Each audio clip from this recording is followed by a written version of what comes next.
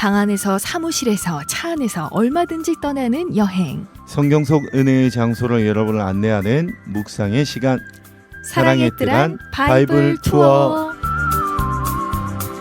오늘도 울산 극동 투어 찾아주신 여러분 대단히 감사합니다. 매주 화요일 오전 9시 이렇게 라디오 앞에 모여주시면 출석 체크하고 성경 속 여행지로 같이 출발할 텐데요. 오늘 투어를 인도해 주실 가이드분 소개해드립니다. 서요한 가이드 함께합니다.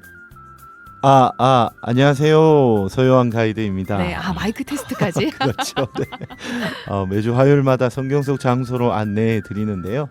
자, 오늘도 투어를 떠나기 전에 오늘의 여행지에 대한 퀴즈 여러분들에게 드리도록 하겠습니다. 역시 엄격하십니다. 퀴즈를 맞춰야만 저희가 여행지로 출발한다는 사실.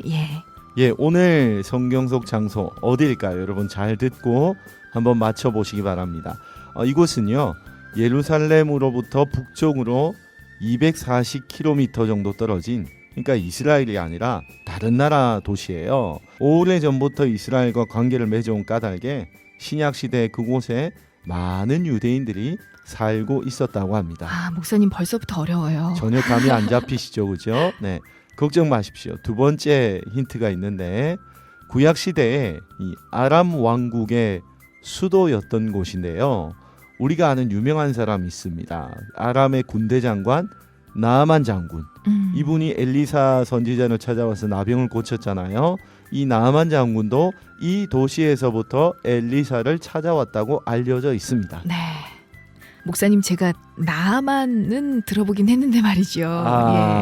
나아만은 들어보았으나 그분이 어디서 왔는지는 지금 쉽게 짐작이 안 되시는데, 그죠? 네, 걱정 전혀 마세요. 생각이 나지 않습니다. 네, 또 하나 이번에 결정적인 힌트입니다.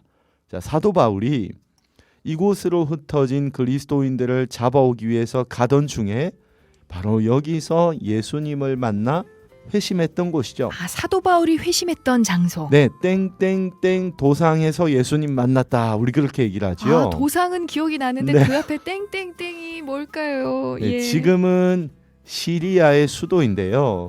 지금의 지명은요, 다마스커스라고 불리는 이곳. 성경 속 지명 세 글자 어디일까요? 다마스커스랑 좀 비슷한 것 같은 그 그렇지요. 성경 속의 세 글자. 네. 군요. 예, 목사님 그래도 너무 어렵습니다. 네. 그래서 오늘 역시 객관식으로 준비했습니다. 할렐루야. 네. 1번 뉴욕, 2번 두바이, 3번 다메섹. 네, 사도 바울이 그리스도인을 잡아오려고 가던 중에 예수님을 만나서 회심했던 바로 그 장소. 지금은 다마스커스로 불리고 있는 이 지역은 어디일까요? 객관식으로 또 목사님께서 자비롭게 준비해 주셨습니다. 보기 다시 한번 불러주실까요? 예, 세 글자에 맞춰야 되겠네요. 뉴욕. 네. 1번이고요. 뉴욕. 2번 두바이. 3번 다메섹. 네. 정답을 아시는 분은 샵 3927번으로 정답을 적어서 보내주시면 됩니다. 추첨을 통해 선물을 드립니다.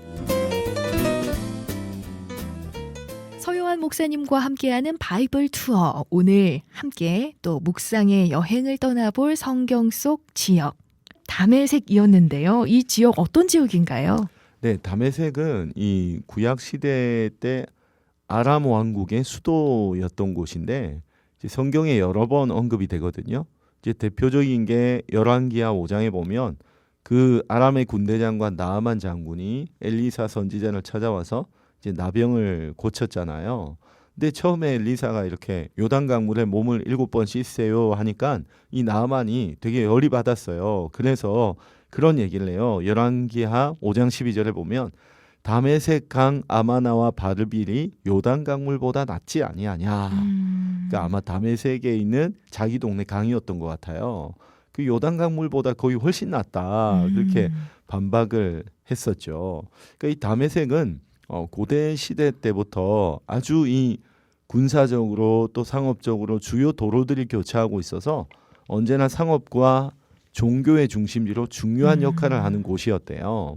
그래서 이제 이 다메섹이라는 이름의 뜻이 활발 이런 의미를 가지고 있다고 합니다. 활발이요. 네. 이름에서부터 벌써 뭔가 굉장히 번화한 중심지라는 느낌이 팍팍 드는데요. 네, 흔히 우리 그 지리 시간 예전에 배우다 보면 요충지라는 단어 쓰잖아요. 맞아요. 뭐 교통의 요충지, 상업의 요충지. 오랜만에 듣는 단어네요. 다메섹이 이제 그런 곳이었다는 거죠. 예. 그래서 이제 우리 신약에 보면 사도 바울이 그러니까 회심 전에 사울이죠. 사울이 이 먼 도시에 외국의 도시에 관심을 가졌어요. 왜 관심을 가졌나요? 왜냐하면 그 사도행전 8장에 보면 스데반이 이제 순교를 하고 예루살렘에 있던 그 그리스도인들에 대한 대대적인 박해가 이루어지게 됩니다. 그래서 그리스도인들이 이제 다른 지역으로 뿔뿔이 흩어지게 되죠. 예루살렘에서는 예수님 믿기가 너무 어려우니까 다른 나라로 다른 지역으로 뿔뿔이 흩어진데 그 흩어진 그리스도인들 중에 다메섹으로 간 사람들이 많았던 것 같아요. 네. 네. 그래서 다메섹으로 사울이 그렇죠. 갔군요. 네. 그래서 사울이 그 사람들 잡아오기 위해서 이 대제사장의 공문을 받아 다메섹을 향해서 그 멀리까지 가고 있었던 거죠.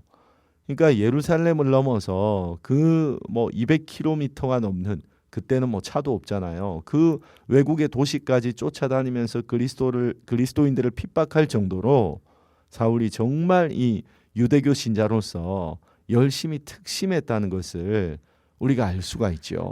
정말 전심을 다해 그리스도인을 핍박했네요. 맞습니다. 사도행전 9장 1절과 2절을 보면 사울이 주의 제자들에 대하여 여전히 위협과 살기가 등등하여 대제사장에게 가서 다메섹 여러 회당에 가정할 공문을 청하니 이는 만일 그 도를 따르는 사람을 만나면 남녀를 막론하고 결박하여 예루살렘으로 잡아오려 함이라. 야, 참 네, 무시무시합니다. 위협과 살기가 등등해가지고 거기 이제 도망간 그리스도인들 잡으러 가던 길에 그 다메섹 가던 길에 이제 기독교 역사상 가장 위대한 회심 사건이 일어나게 되는 것이요. 네. 사울과 그 일행이 이제 다메섹 거의 가까이에 이르렀을 때 예수님이 그에게 빛으로 나타나신 거죠. 눈을 뜰 수가 없는 그 빛 가운데 나타나서 나는 네가 박해하는 예수다. 그리고 사울이 그 예수님의 음성을 듣고 이제 극적으로 회심을 하게 되잖아요. 그렇죠? 그래서 예수 믿는 사람들을 박해하던 그 사울에서 이제는 뭐죠? 예수님 때문에 박해를 받는 사도 바울로 정말 180도 변화된 삶을 살게 되는 거죠. 네, 참 그리스도인을 잡기 위해 최선을 다했던 사람이 이제는 그리스도인이 돼서 최선을 다해 복음을 전하는 사람으로 완전히 뒤바뀐 그 이야기, 참 성경을 읽으면서도 참 놀랍다라는 생각을 했지만 이렇게 사람이 바뀔 수 있구나라는 거 다시 한번 생각하게 됩니다. 네, 그래서 제가 기독교 역사상 가장 위대한 회심 사건이다 그런 표현을 했는데요. 그러나 사도 바울뿐만이 아니겠죠. 누구든지 예수님의 음성을 듣고 정말 인격적으로 예수님을 만나게 되면 이런 변화들이 있을 수 있다는 겁니다. 아멘. 네.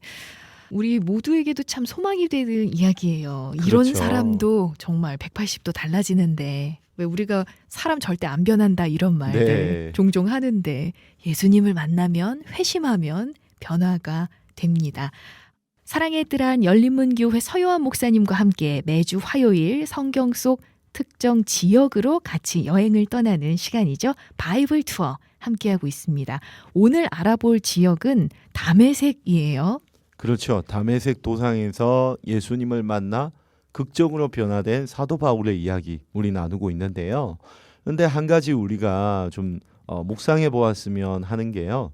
하나님께서 이 바울이 이제 감당해야 될 그 앞으로의 사명을 다른 사람을 통해서 전달해 주셨다는 사실입니다. 네. 그러니까 다메섹 도상에서 예수님을 만났잖아요. 그래서 예수님이 직접 그 사명을 전해 주실 수도 있었지만 굳이 다른 사람을 통해서 사명을 깨닫게 하신 거예요. 아니 근데 그때 예수님께서 빛으로 짠 나오셔서 굉장히 정말 드라마틱하고 그렇죠. 정말 네.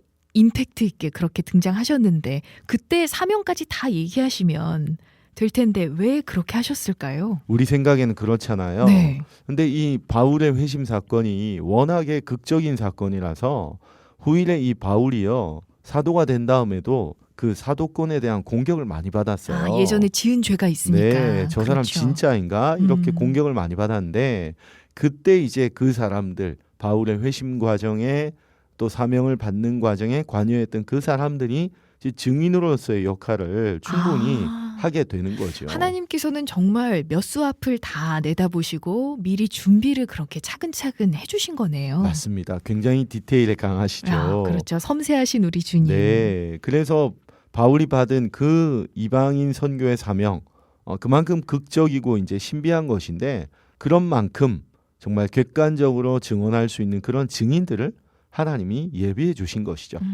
이를테면 이제 직가에 살던 유다라는 사람 나오는데 이 유다라는 사람은요 다메섹에서 시력을 잃은 사울에게 방을 내주었어요.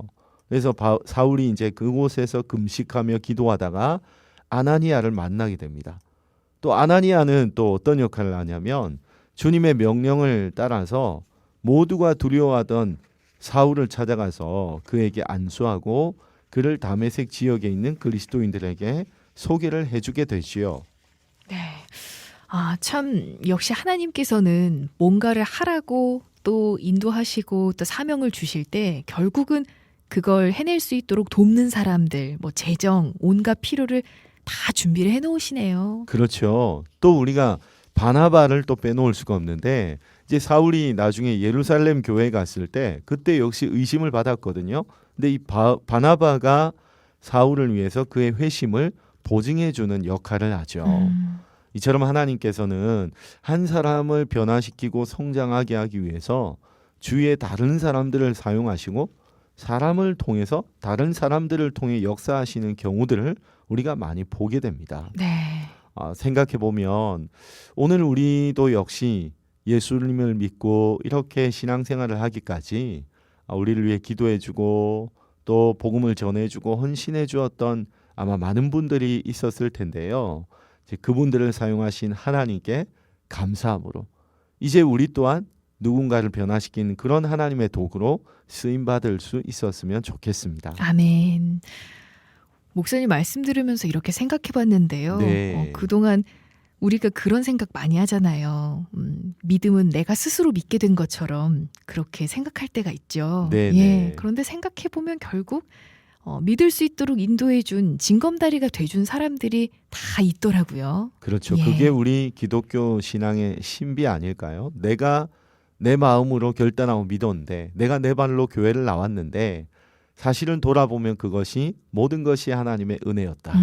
그리고 그 하나님의 은혜 속에는 그렇게 징검다리가 되어준 귀한 분들이 있더라는 거죠. 아멘. 네. 우리 오늘 그렇게 그런 묵상들을 한번 나눠봤으면 좋겠는데요.